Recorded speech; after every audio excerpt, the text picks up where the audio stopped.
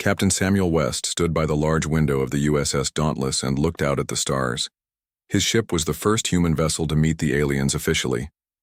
After years of distant messages and careful planning, today humans would finally meet the Galactic Concordat face to face. "Are you ready, Captain?" Dr. Eleanor Reeves asked as she joined him by the window. Her voice was calm, but he could see she was nervous too. "As ready as anyone can be for something like this," Samuel said with a small smile. "How about you? You're the one who has to do most of the talking." Eleanor brushed a strand of blonde hair from her face and straightened her blue uniform. As Earth's top diplomat on this mission, she carried a heavy weight on her shoulders. "I've practiced my greeting in 3 alien languages," she said. "But I'm more worried about what comes after the hellos." The ship's communication system beeped loudly. "Captain, the Concordat vessel is ready to receive our shuttle," said the voice of Jack Monroe, their chief engineer. "Understood," Samuel replied. He turned to Eleanor. "It's time." The shuttle bay of the Concordat flagship was enormous, large, enough to hold 5 human ships the size of their small craft. The walls shimmered with a strange blue-green metal unknown to Earth science. 6 different alien species stood in formation, waiting for the humans. Samuel led the small team out of the shuttle. Besides him and Eleanor, they brought Dr. Alan Garcia, a military historian with kind eyes and a serious face, Lisa Howard, their weapons specialist with short red hair and quick movements, and Lieutenant Maria Diaz, head of security, who watched everything with careful attention. The tallest aliens stepped forward. They had 4 arms and skin that looked like smooth blue stone. Their leader wore a complex robe with symbols that seemed to float above the fabric. "Greetings, humans of Earth," the alien said in perfect English. "I am Ambassador Zith of the Zinthari people. We welcome you to the Galactic Concordat." Eleanor stepped forward and responded in the clicking musical language of the Zinthari. The alien's eyes widened in surprise and a sound like gentle wind chimes filled the air, their version of applause. "Your effort to learn our speech honors us," Ambassador Zith said. "Please, meet our other representatives." One by one, the bow aliens introduced themselves. The insect-like Vrexians with their complex exoskeletons, the short, furry Nubians who spoke in quick, excited bursts, the gas-filled Aerons who floated in special suits, the plant-based Thalassians whose flowers changed colors as they talked, and finally, the reptilian Draxans who moved with careful precision. But it was Admiral Kaztak of the Vrexians who caught Samuel's attention.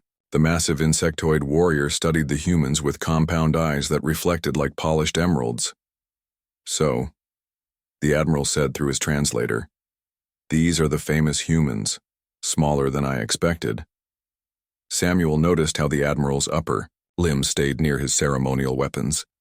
Not threatening, but ready, just as Maria stood slightly ahead of the human group, her hand casually close to her sidearm.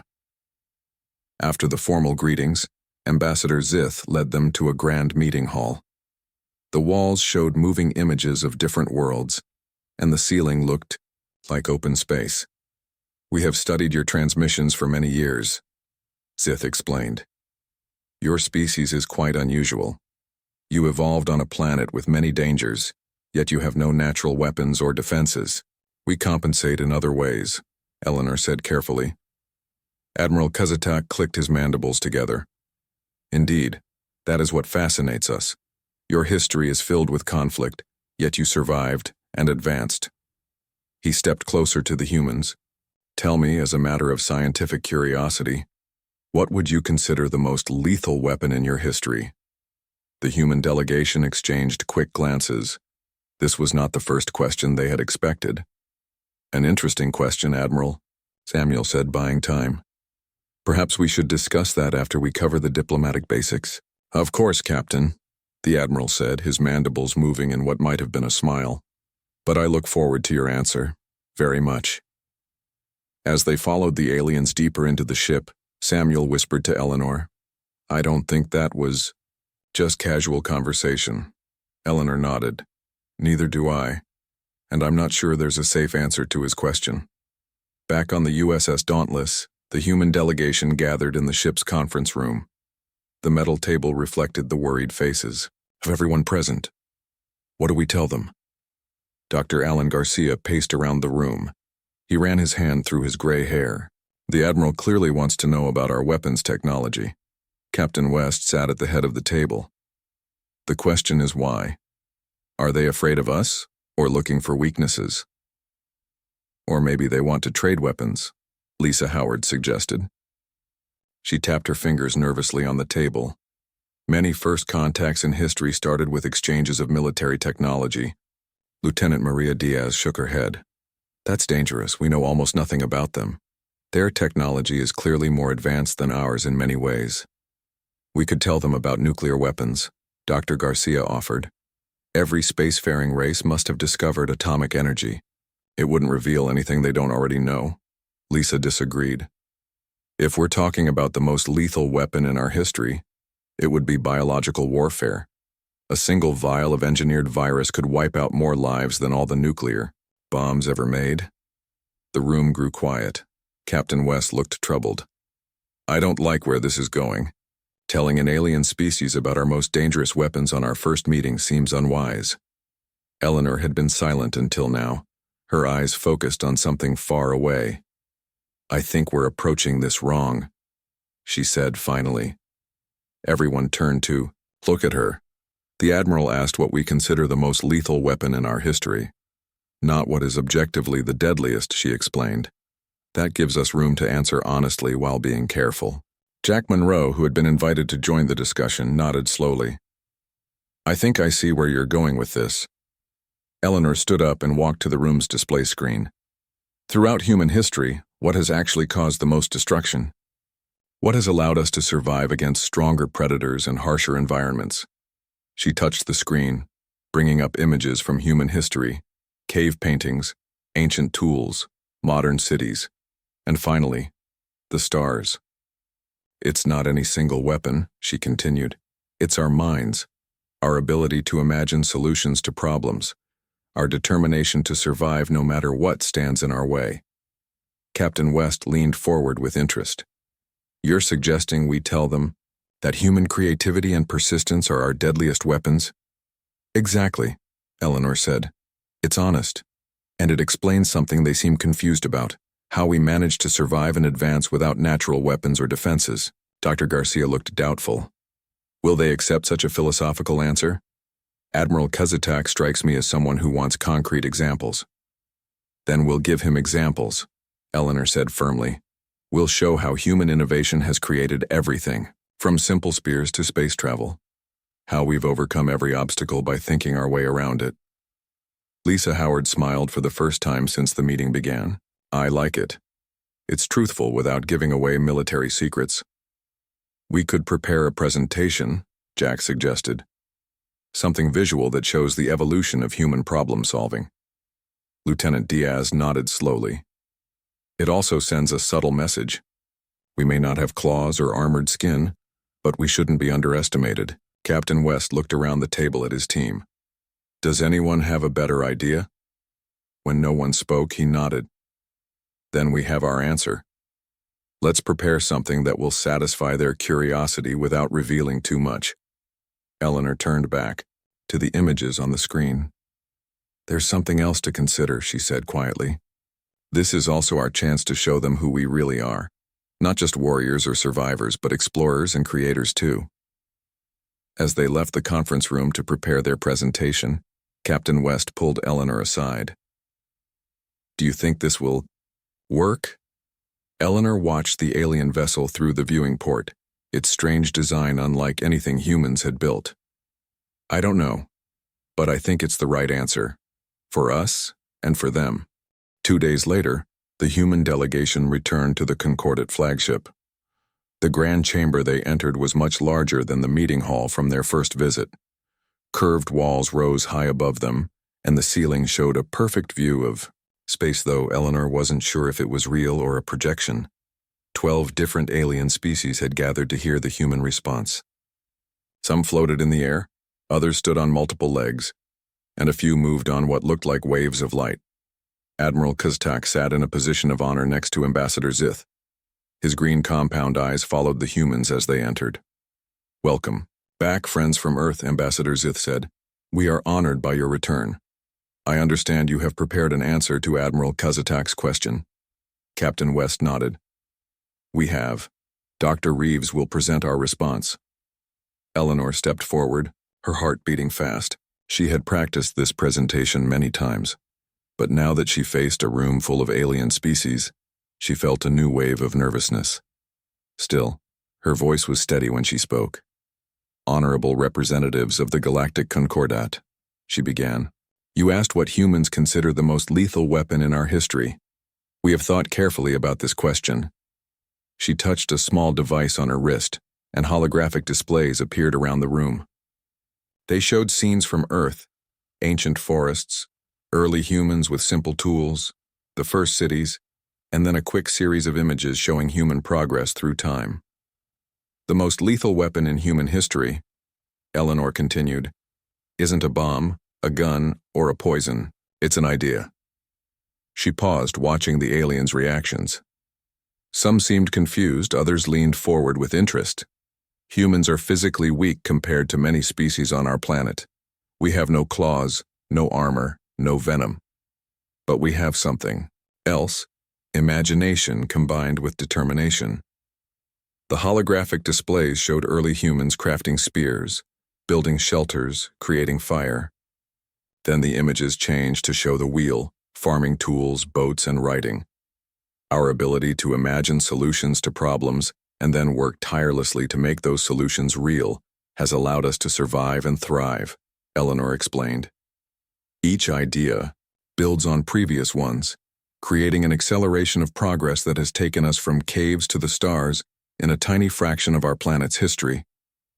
Now the displays showed more recent developments: computers, medicine, space travel. The images changed faster and faster, showing how human innovation had increased in speed over time. This same trait that has helped us survive has also created our most devastating weapons, Eleanor admitted. When threatened, humans can turn our creativity toward defense or attack. Admiral Kuzatak suddenly stood up, his tall insect body towering over most others in the room. This is philosophy, not a weapon, he said, his translator making his voice sound harsh. I asked what device or method has caused the most destruction in your history. Eleanor met his compound eyes without flinching. With respect, Admiral, you asked what we consider the most lethal weapon. This is our answer. Without our ability to imagine and create, none of our physical weapons would exist. The Admiral's mandibles clicked rapidly, a sign of irritation, Eleanor guessed. Perhaps a demonstration would help, she suggested. She looked toward Jack Monroe, who had been waiting quietly at the back of the human group. Jack stepped forward with a small bag of tools that the aliens had provided for the humans to use during their stay. With your permission, he said, I'd like to show you something. Ambassador Zith nodded, curiosity clear in his four-armed gesture. Please proceed. As Jack began to work with the simple tools, laying out parts on a small table, the aliens watched, with growing interest. Even Admiral Kuzatak moved closer, his earlier irritation seemingly replaced with curiosity. What is he making? One of the floating aliens asked, its translator giving its voice a musical quality. That, Eleanor said with a small smile, is exactly our point. Jack Monroe worked quickly and quietly. His hands moved with steady precision as he combined the alien tools and materials. The chamber was completely silent except for the occasional click or snap as parts fit together. After about 20 minutes, Jack had built a small device roughly the size of his hand. It had a simple control panel with 3 buttons and a small display screen that glowed with a soft blue light. What is this? Ambassador Zith asked, all 4 of his arms gesturing toward the device. This, Jack said, holding up his creation, is a device that could temporarily disable the gravity controls in this section of your ship. A wave of alarm moved through the alien representatives. Several made sharp movements away from Jack and the device. The plant-based Thalassians changed color rapidly, their flowers shifting from calm blue to alarmed red. Do not be concerned, Captain West said quickly. Engineer Monroe has no intention of activating it. The power cell is not connected. Admiral Kaztak stepped forward, his tall insect body moving with military precision. Is this a threat, human? Not at all, Jack replied calmly. It's a demonstration. With your permission, I would like your technical experts to examine this device. After a moment of tension, Admiral Kaztak nodded. Two aliens with what looked like technical equipment attached to their bodies approached Jack. They scanned the device carefully, communicating with each other in a series of rapid clicks and whistles. Finally, one of them turned to Admiral Kaztak. The human speaks the truth. If powered, this device would indeed create a disruption in our gravity field. It is simple, but effective. The Admiral's compound eyes seemed to darken. How did you know enough about our systems to build this? Jack smiled slightly. I didn't, not really. But I observed how your gravity controls work during our first visit. I noticed the control panels and the pattern of energy distribution. Then I made an educated guess about how to interfere with that pattern. This took me 20 minutes, Jack continued, carefully setting the device down, using only materials you provided and with very limited knowledge of your technology. Humans don't just build weapons. We improvise them from whatever's available when necessary. He looked around the room at the alien faces, all showing various signs of concern or interest in ways the humans were still learning to read. Our most lethal weapon is our ability to adapt and overcome, Jack finished. Just as Dr. Reeves explained. Eleanor stepped forward again. Admiral, you asked about weapons that cause destruction, but perhaps the better question is, what prevents destruction? The holographic displays changed to show scenes of humans building together, helping each other after disasters, working to heal the sick, and repairing damaged environments. The same creativity that lets us build weapons also lets us solve problems and help others, Eleanor said. The same determination that makes us dangerous enemies also makes us valuable friends. Admiral Kaztak remained silent for a long moment. Then he turned to one of his assistants and spoke quickly in his own language. The assistant left the chamber immediately. I begin to understand your point, the Admiral said finally, though I find it concerning. Why is that, Admiral? Captain West asked. Because weapons can be counted, regulated, and controlled, Kaztak replied. But how does one measure or contain the type of weapon you describe? Before anyone could answer, the Admiral's assistant returned, carrying what looked like a broken piece of alien technology.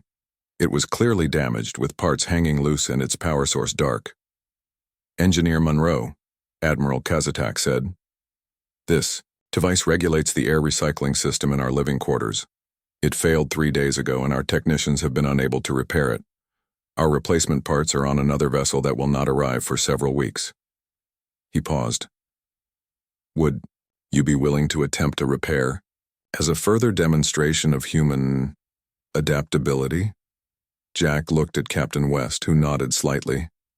I'd be happy to try, Admiral, Jack said, stepping forward to examine the broken device. Though I'll need to learn how it works first. Precisely, the Admiral said. That is the test.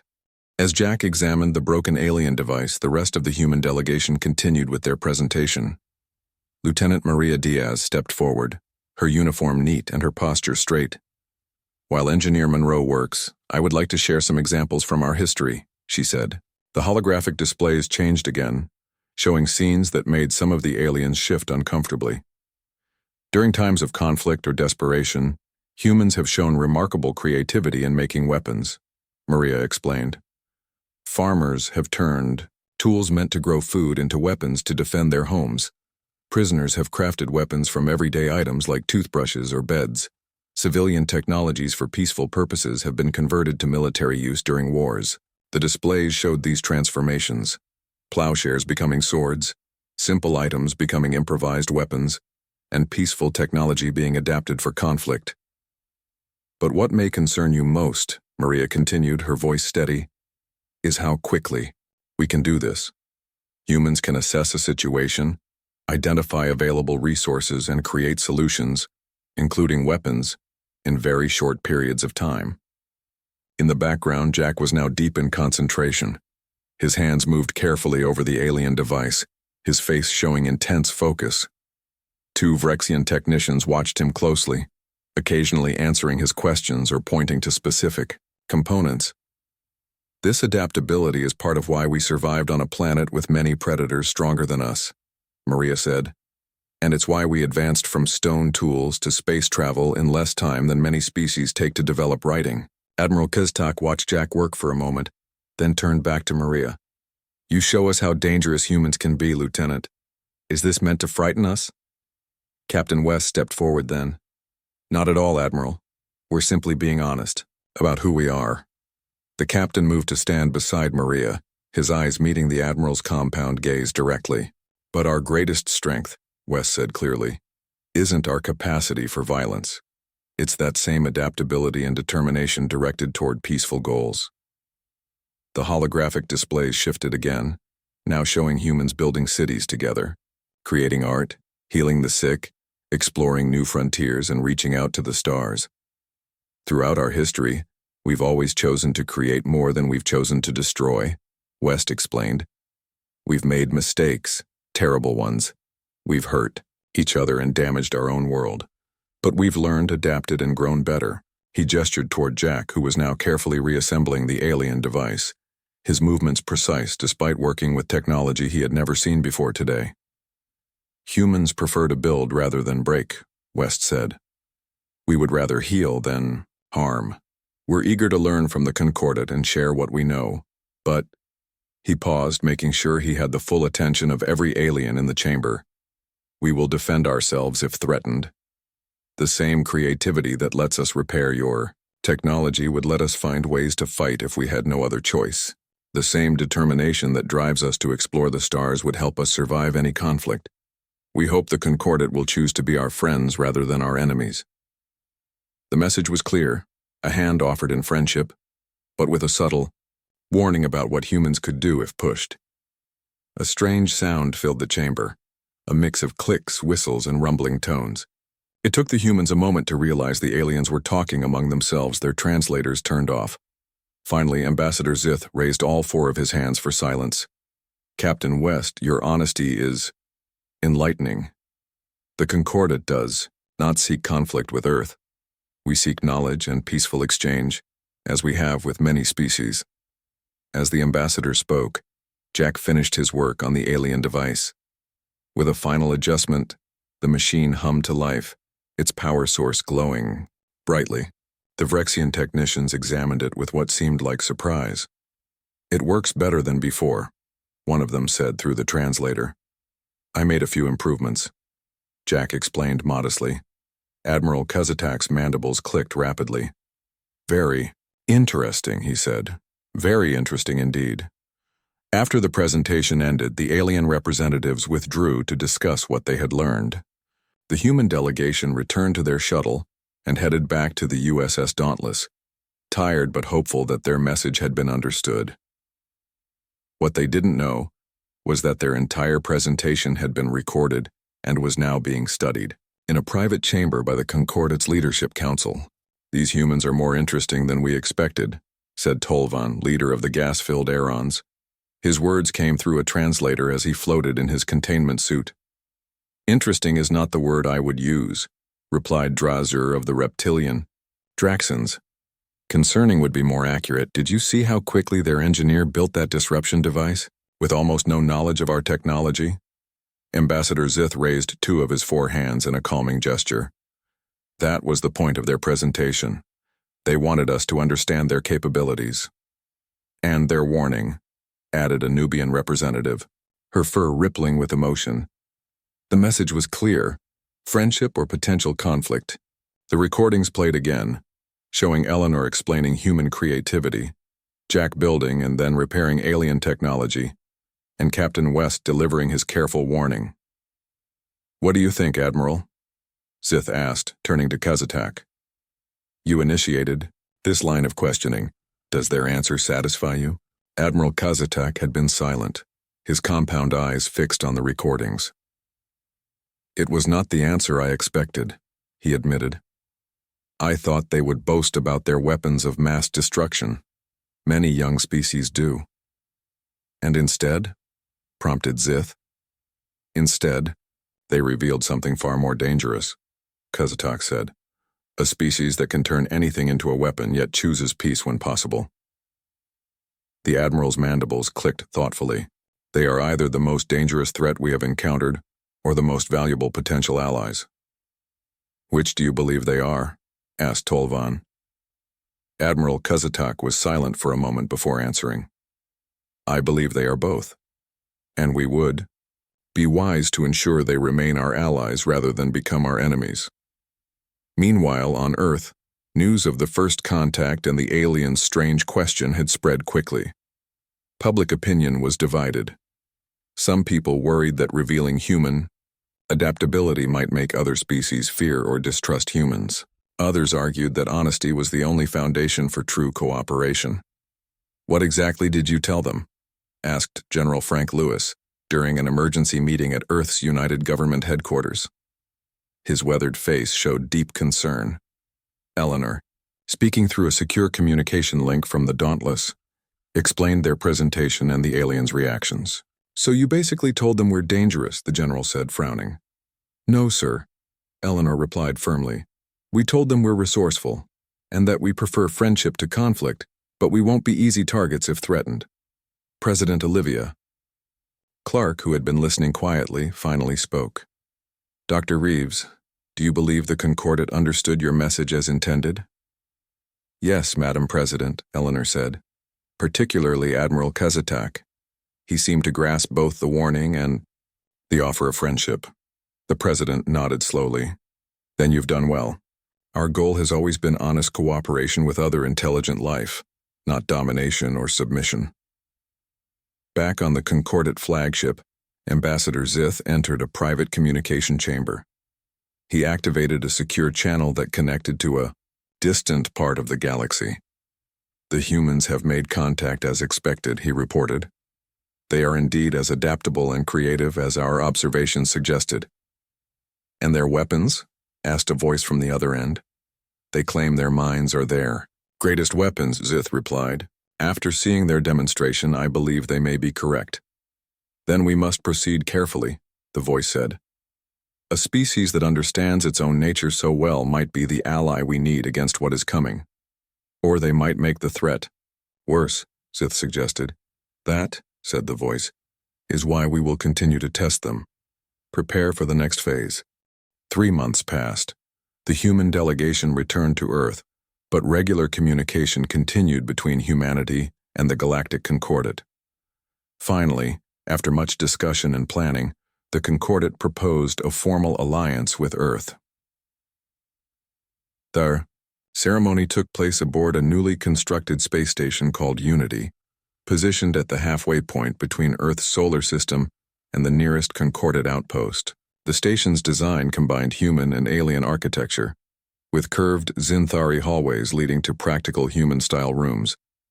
Captain Samuel West, now promoted to Admiral for his role in the first contact, stood in his dress uniform watching, as diplomats from 12 alien species and 20 human nations signed the alliance documents. It's quite something, isn't it? Said a voice beside him. Admiral West turned to see Dr. Eleanor Reeves, now officially Earth's first ambassador to the Concordat. 3 months ago, we were wondering if they might see us as a threat, West said. Now we're allies. Eleanor smiled, though her eyes showed she was tired from the long negotiations. I'm not sure they ever stopped seeing us as a potential threat, but they decided we're more valuable as friends. The ceremony concluded with speeches from the leaders of both sides. President Clark spoke of a new era of shared knowledge and mutual protection. Ambassador Zith described a future where human creativity would help solve problems that had challenged the Concordat for centuries. After the public event ended, Admiral Kazatak requested a private meeting with Eleanor.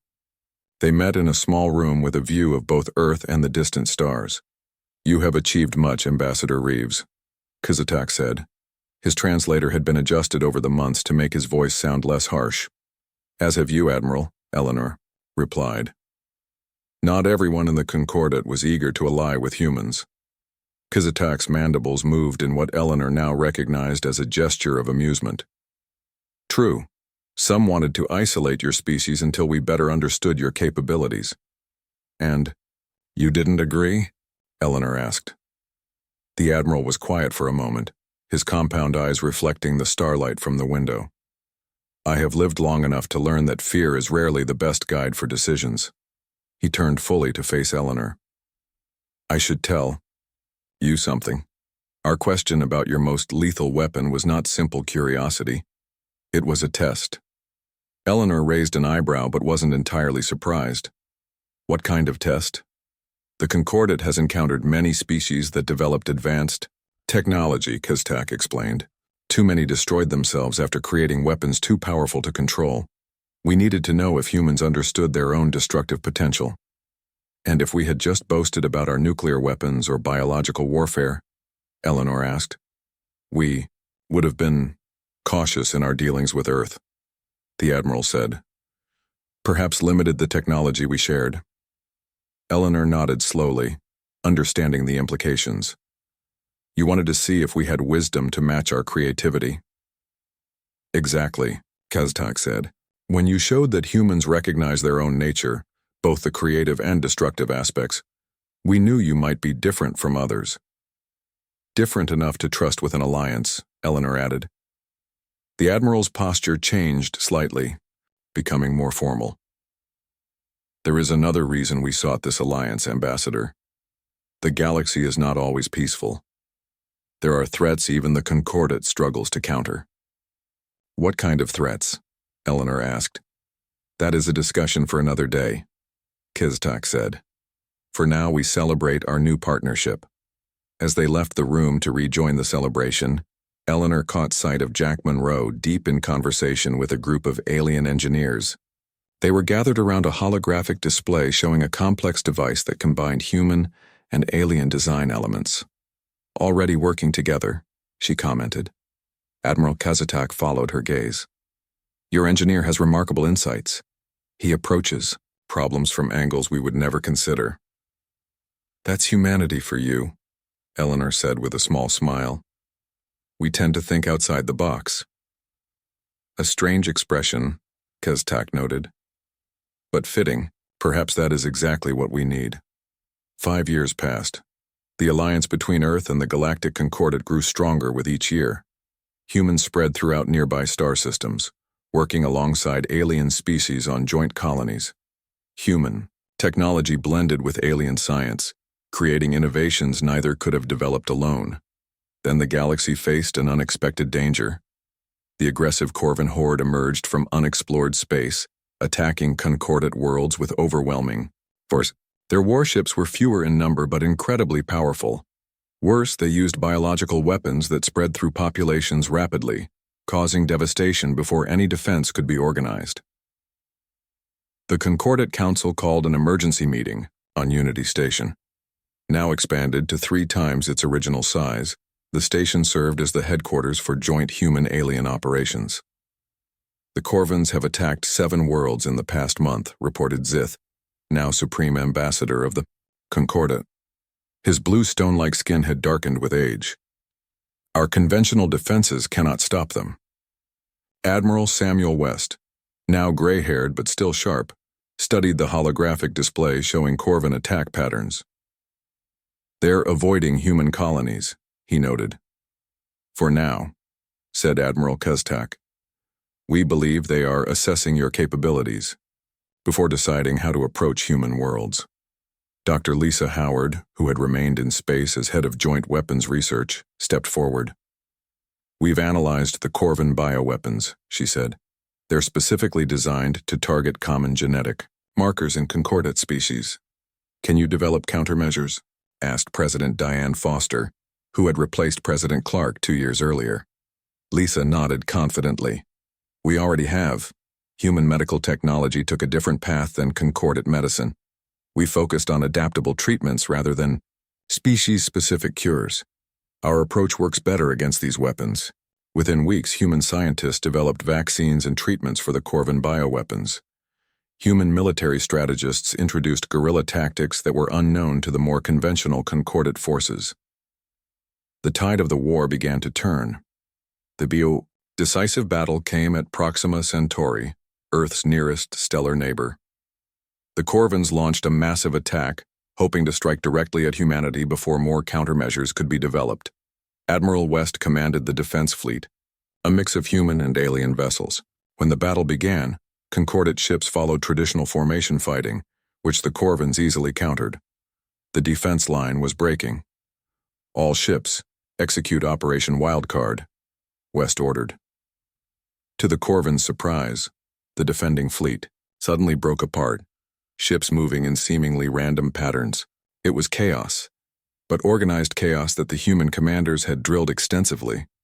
Small, fast human vessels darted between the massive Corvin warships, deploying experimental weapons that disabled rather than destroyed. Meanwhile, engineer Jack Monroe, now chief of engineering for the Alliance fleet, led a small team that hacked into the Corvin communication systems, using methods no concordate engineer would have considered.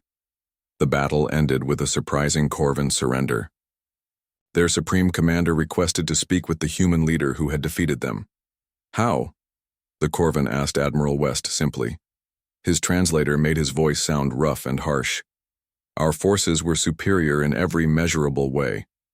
West's answer was calm and direct.